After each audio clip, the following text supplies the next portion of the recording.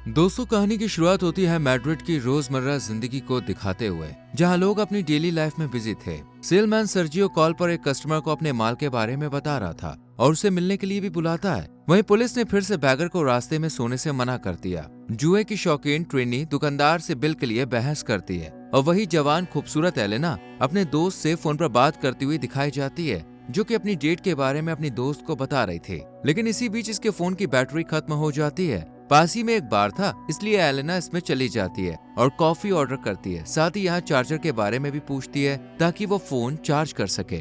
Shutter Elena को कुछ देर के लिए चार्जर उधार दे देता है। इसी बीच एक खांसता हुआ आदमी बार में आता है और जल्दी जल्दी बाथरूम की तरफ जाने लगता है। ये देखकर बार की ओनर अम्पारो गुस्सा हो जाती है और कहती है कि कुछ खरीदने तो आते नहीं है, लेकिन मुफ्त में टॉयलेट यूज करने चले आते हैं। इतने में वही बैगर जिसे पुलिस ने रोड से हटाया था, वो यहाँ फ्री में खाना खाने के लिए आ जाता है। इस भिखारी का नाम था इज़राइल। ये अम्पारो से कुछ खाना देने के लिए कहता है और जिद करने लगता है। यहाँ एक सड़क साफ करने वाला आदमी और पुलिस वाला एंड्रेंस भी था, जो कि इसकी चीख पुकार से काफी डिस्टर्ब हो रहे थे। लेकिन जो नाचो था वो एकदम शांत बैठा हुआ था। उसे इस कस्बे से कोई भी फर्क नहीं पड़ रहा था, क्योंकि उसके कानों पर हेडफोन जो लगे थे। इस बार में ट्रिनी और सर्जियो आते हैं। जैसे ही सर्जियो बाहर जाने वाला होता है, वैसे ही बाहर एक आदमी को गोली मार दी जाती है और ये शख्स तुरंत ही रोड पर गिरकर मर जाता है। इसे देखकर रोड पर भगदड़ मच जाती है। सब यहाँ से भागने लगते हैं और बार के अंदर सभी लोग इसे देखकर हैरान रह जाते हैं। किसी को नहीं पता था कि इस शख्स को गोली किसने मारी है। अब ये लोग सोचने लगते हैं कि कैसे यहाँ से बाहर निकला जाए। ये लोग पुलिस को कॉल करते हैं, लेकिन किसी की भी कवरेज नहीं होती।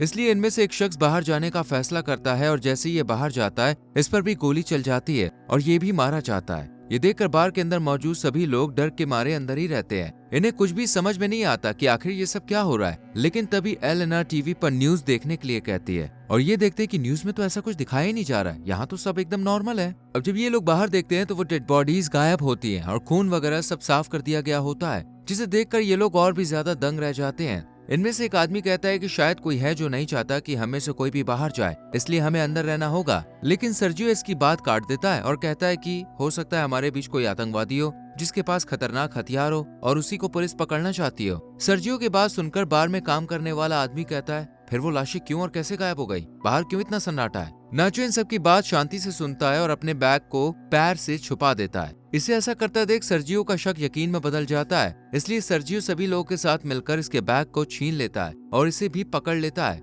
और जब ये सब लोग बैग खोलकर देखते हैं तो इसमें एक हार्ड ड्राइव होती है। नाचो बताता है कि मैं एक एड कंपनी में जॉब करता हूँ, इसमें मेरा डेटा है और ये किसी के लिए भी खतरा नहीं है। लेकिन ये लोग इसकी बात पर यकीन नहीं करते हैं और हार्ड ड्राइव को पैरों से कुचल देते हैं। नाचो को हार्ड ड्राइव का बहुत दुख होता है, लेकिन वो कुछ भी कर नहीं पाता। तभी नाचो की नजर काउंटर पर रखे एक ब्रीफ केस पर पड़ती है। नाचो के पूछने पर पता चलता है कि ये सर्जियो का है, लेकिन सर्जियो इससे पहले इसे उठा पाता कि ओनर अम्पारो इसे उठा लेती है। सर्जियो इसे खोलने से मना करता है, लेकिन बैगर उसे खोल देता है और इसमें से लेडीज के अंडरगारमेंट्स बाहर निकल आते हैं, क्योंकि सर्जियो का यही काम था। खैर सब नॉर्मल हो जाता है, लेकिन फिर इन्हें वॉशरूम में किसी के खांसने की आवाज सुनाई देती है। ये लोग जब वॉशरूम खोलने की कोशिश करते हैं तो वो लॉक्ड होता है, लेकिन फिर भी ये लोग जैसे तैसे इसे खोल देते हैं और देखते हैं कि अंदर एक मोटा सा आदमी जमीन पर गिरा हुआ है। ये वही आदमी है जो खांसते हुए बार के अंदर आया था और तब से ही ये वॉशरूम में था। इसके पास एक इंजेक्शन पड़ा था जिसे एलेना उठाकर देखने लगती है। अभी ये कुछ समझ पाते कि इतने में बाहर गाड़ी की आवाज आती है और इस गाड़ी से कुछ आर्मी ऑफिसर्स बाहर निकलते हैं और उस डेड बॉडीज वाली जगह पर टायर्स रखकर जला देते हैं और इनकी मदद किए बिना यहाँ से चले जाते हैं।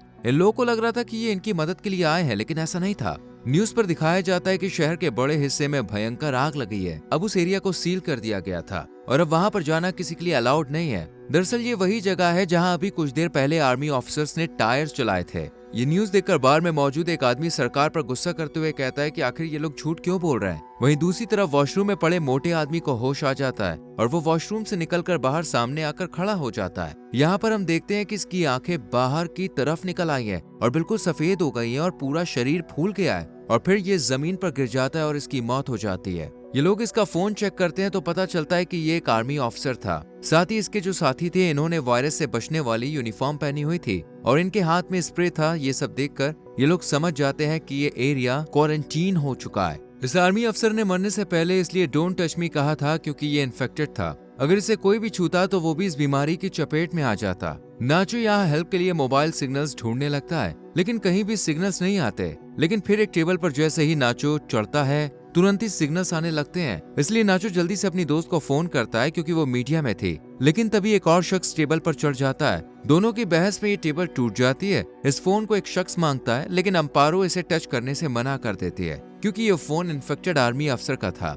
इसलिए उसके छूने से ये भी इन्फेक्टेड हो चुका था। इसलिए नाचो के साथ साथ जिसने भी इस मोबाइल को छुआ था वो सब इन्फेक्टेड हो चुके थे। इसलिए इन पांचों को गन पॉइंट पे ले लिया जाता है। अंपारो के कहने पर ये पांचों इस आर्मी अफसर के डेड बॉडी को तहखाने में ले जाते हैं और यहीं बैठे रहते हैं। वहीं ऊपर सिर्फ 3 लोग नॉर्मल हैं। तहखाना बंद होने की वजह से यहाँ ट्रेनी का दम घुटने लगता है। वो तहखाने का दरवाजा खोलने के लिए कहती है, लेकिन कोई भी उसकी मदद नहीं करता। दरवाजे को खोलने के चक्कर में यहाँ रखी कुछ बॉटल्स गिर जाती हैं और इसमें से लिक्विड एकदम बहना शुरू हो जाता है। ये देखते ही यहाँ पर एक ड्रेनेज है जहाँ से ये लोग बाहर जा सकते हैं, लेकिन ये ड्रेनेज काफी छोटा था। पर बैगर इसी से बाहर जाने की जिद करता है। हालांकि कोई भी इस पर राजी नहीं था, पर बैगर अपनी मनमानी करता है और पूरी बॉडी पर तेल लगाकर नीचे जाने लगता है। लेकिन ड्रेनेज का साइज छोटा होने की वजह से ये अंदर जा ही नहीं पाता। इतने में ही ऊपर गोलियां चलाने की आवाज आती है और इन्हें पता चलता है कि जो 3 लोग ऊपर थे उन्हें किसी ने गोली मार दी है और बार को भी जला दिया है। इसलिए हर तरफ धुआं फैल गया है। लेकिन जो बैगर था वो अभी ड्रेनेज में फंसा हुआ था, इसलिए लोग जल्दी से बैगर को बाहर निकालते हैं और शांति से आग के बुझने का भी इंतजार करते हैं। और कुछ देर के बाद सब कुछ नॉर्मल हो जाता है और आग भी बुझ जाती है। आग की वजह से तहखाने का दरवाजा पूरी तरह से जल चुका था, इसलिए ये लोग जल्दी से ऊपर आ जाते हैं और देखते हैं कि सब कुछ जलकर राख हो गया है और कुछ भी नहीं बचा है। लेकिन पास ही में इन्हें एक गन रखी मिलती है और बाहर कुछ लोग इस जगह को सील करते हुए भी दिखाई देते हैं। लेकिन ये इनसे हेल्प नहीं मांगते क्योंकि ये जानते थे अगर किसी को भी इन पांचों के यहाँ होने का पता चला तो इन्हें मार दिया जाएगा। इसलिए ये लोग छुपकर बैठे रहते हैं।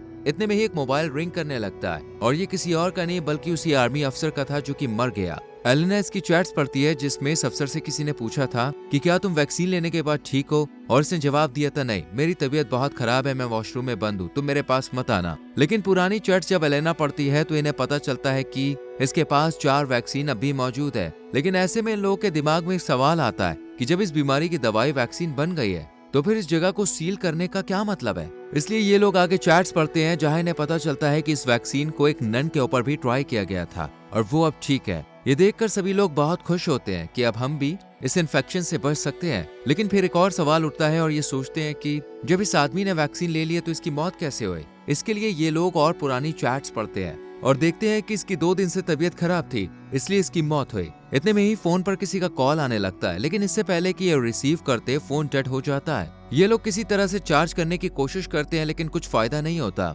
एलेना कहती है कि इस आदमी के पास अभी 4 वैक्सीन बाकी हैं, इसलिए हमें उन्हें ढूंढना चाहिए। ये लोग जल्दी से तहखाने के पास जाकर उन वैक्सीन को ढूंढने लगते हैं, लेकिन यहाँ पर कोई भी वैक्सीन नहीं थी। इसलिए ये लोग जब वॉशरूम जाकर चेक करते हैं तो बैगर के हाथों में वो वैक्सीन होती है। बैगर कहता है वैक्सीन 4 है और 5वां कौन सेक्रीफाइस करेगा। ये सुनकर सब शांत हो जाते हैं और बैगर एक वैक्सीन अपने अंदर इंजेक्ट करने लगता है। हालांकि नाचो इसे गन दिखाकर ऐसा करने से भी मना करता है, लेकिन फिर भी बैगर वैक्सीन ले लेता है, जिसके बाद दोनों के बीच लड़ाई होने लगती है और नाचो बुरी तरह से जख्मी हो जाता है। इसी बात का फायदा उठाकर बैगर उसके हाथ से गन छीन लेता है और वैक्सीन बैगर के हाथ से छूटकर तहखाने में चली जाती है, जिसे ट्रिनी उठाई रही होती है। कितने में ही वैक्सीन गिरकर ड्रेनेज में चली जाती है। वैक्सीन लाना बहुत जरूरी था लेकिन होल बहुत छोटा था, इसलिए ये एलेना को जोर जबरदस्ती करके उसकी बॉडीज पर तेल लगाकर अंदर भेज देते हैं। नीचे बहुत ज्यादा गंदगी थी लेकिन फिर भी एलेना पानी में वैक्सीन ढूंढ लेती है। नाचो एक तार की मदद से ऊपर भेजने के लिए कहता है, लेकिन एलेना मना कर देती है क्योंकि ऊपर 3 लोग थे और वैक्सीन भी 3 ही थी। इसलिए एलेना एक शख्स को नीचे आकर वैक्सीन ले जाने के लिए कहती है। ये लोग इस होल को बड़ा करते हैं और एलेना नीचे बाहर जाने का रास्ता तलाशती है। कुछ दूरी पर उसे बाहर से आती रोशनी दिखती है। एलेना यही वैक्सीन छुपाकर बाहर देखने लगती है कि बार में जो ऊपर 3 लोग थे उन्हें जलाया जा रहा है। इतने में ये लोग भी नीचे आ जाते हैं और फिर से बैगर और नाचो के बीच हाथापाई होने लगती है और इस बार नाचो बैगर को शूट करके बंदूक अपने पास रख लेता है। नाचो इनमें से एक को गन पॉइंट पर लेकर एलेना से वैक्सीन देने के लिए कहता है, लेकिन एलेना मना कर देती है। नाचो कहता है तो ठीक है, इसे मारकर हम 3 बचेंगे और वैक्सीन भी 3 ही है। ये सुनकर एलेना इन सबको बाहर की तरफ ले जाने लगती है क्योंकि यही वैक्सीन थी। आगे एलेना और नाचो होते हैं, वहीं पीछे ट्रिनी उस लड़के को मारने की कोशिश करती है जिस पर नाचो ने बंदूक तानी थी, लेकिन नाचो एक अच्छा इंसान था, वो इस लड़के को मारने से मना कर देता है और कहता है कि बैगर बुरा इंसान था इसलिए मैंने उसे मारा, लेकिन अब उसे कोई नहीं मारेगा। लेकिन ट्रिनी नाचो से खुद को शूट करने के लिए कहती है। जब नाचो मना कर देता है तो वो इससे गन लेकर खुद को मार देती है। अब ये तीनों वैक्सीन ले ही रहे थे कि बैगर आ जाता है जो कि अब भी जिंदा था और इनके साथी पर अटैक कर उसे मार देता है। एलेना और नाचो जान बचाकर यहाँ से भाग जाते हैं, लेकिन नाचो गुस्से में इनका पीछा करता है। ये दोनों सीढ़ियों पर चढ़ने लगते हैं, लेकिन एलेना के हाथ से वैक्सीन छूट जाती है। बैगन ने नाचो के पैर पकड़ लिए थे और उसे नीचे खींच रहा था, इसलिए नाचो अपनी वैक्सीन एलेना को देकर नीचे गिर जाता है और दोनों मर जाते हैं। एलेना वैक्सीन इंजेक्ट कर ढक्कन खोलकर बाहर आ जाती है और पुलिस लोगों के बीच पहुंच जाती है। एक लेडी से अपनी जैकेट दे देती है और एलेना दुखी होकर शांति से आगे बढ़ जाती है। शुरू में जो आर्मी अफसर मरा था, शायद आर्मी इस तरह का बायोलॉजिकल वेपन बना रही थी जिससे वो दुश्मन पर अटैक आकर कर सके, लेकिन इस वेपन के गलत असर से उनका ही अफसर मारा गया। हालांकि उनके पास वैक्सीन भी थी, लेकिन बीमार होने की वजह से उस पर असर नहीं की, और यही वजह थी कि इस एरिया को सील कर दिया गया, क्योंकि वो आर्मी अफसर इसी बार में था और इन्फेक्टेड था। और इसी के साथ मूवी खत्म हो जाती है। दोस्तों, आपको ये मूवी की एक्सप्लेनेशन कैसी लगी हमें कमेंट सेक्शन में जरूर बताएं। वीडियो अच्छी लगी हो तो लाइक और शेयर करें। अगर आपको इस मूवी का लिंक चाहिए तो हमारे टेलीग्राम चैनल को ज्वाइन कीजिए, जिसका लिंक आपको मिल जाएगा डिस्क्रिप्शन में। Thank you so much for watching.